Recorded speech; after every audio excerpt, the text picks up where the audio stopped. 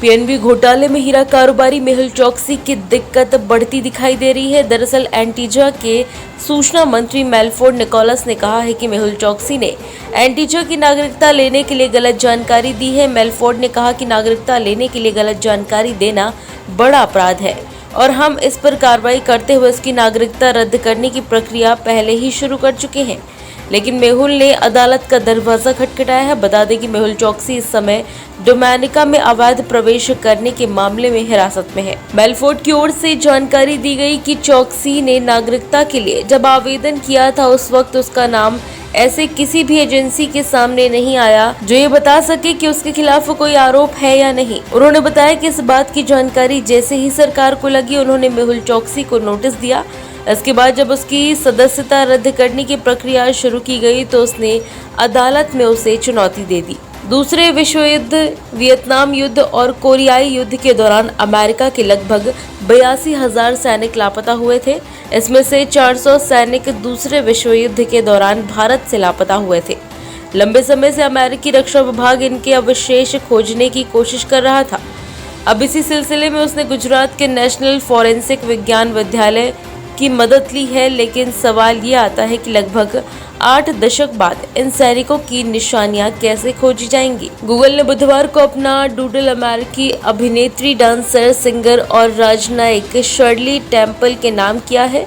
दरअसल आज ही के दिन साल 2015 में सेंटा मोनिका हिस्ट्री म्यूजियम ने लव शर्ली टेम्पल नाम से उनकी एक प्रदर्शनी की शुरुआत की थी। खास बात यह है कि टेम्पल ने कम उम्र में ही शोहरत हासिल कर ली थी। फिल्मों की स्क्रीन से लेकर राजनीतिक मंचों तक उन्होंने मजबूत उपस्थिति दर्ज कराई थी।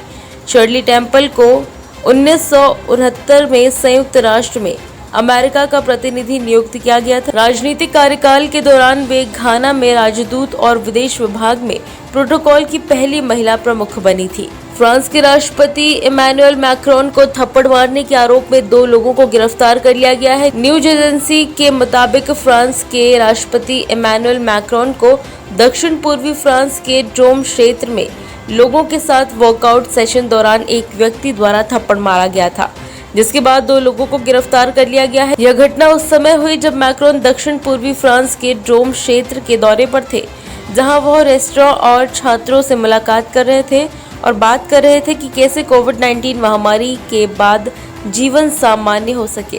मुंबई में मॉनसून ने दस्तक दे दी है। भारत विज्ञान मौसम विभाग के मुताबिक आने वाले 48 घंटे तक मुंबई में इसी तरह से तेज बारिश होती रहेगी।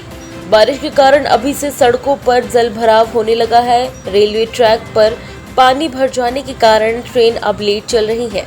दक्षिण पश्चिमी मॉनसून ने जैसा अनुमान लगाया था उससे एक दिन पहले ही मॉनसून ने मुंबई में दस्तक दे दी है। पंचायत चुनाव टलने के साथ ही बिहार पंचायती राज अधिनियम 2006 को संशोधन किया गया है। इसके तहत यह नियम जोड़ा गया है कि तय समय पर चुनाव न होने की स्थिति में परामर्शी समिति कार्य संचालन करेगी। मंगलवार को बिहार कैबिनेट ने इसके लिए बनाई गई नई नियमावली को मंजूरी दे दी है।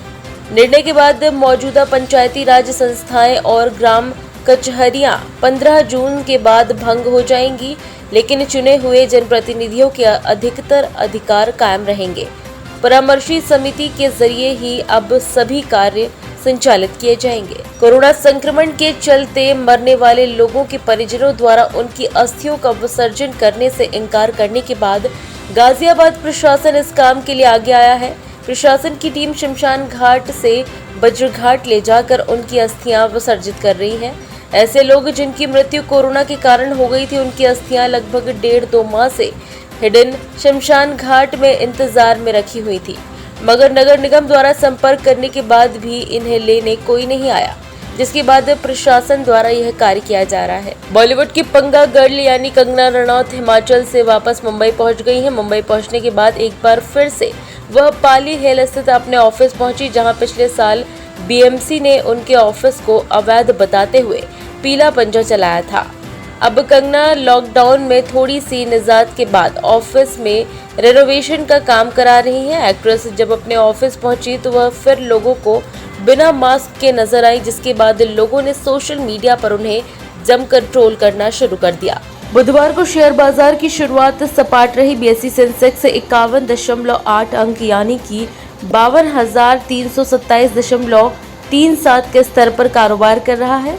वहीं निफ्टी 6.70 अंक यानी कि 15,746.80 के स्तर पर नजर आ रहा है। 30 शेयरों वाले बीएसई पर 18 शेयर में बढ़त है। वहीं एनएससी के 50 में से 29 शेयर में तेजी देखी गई।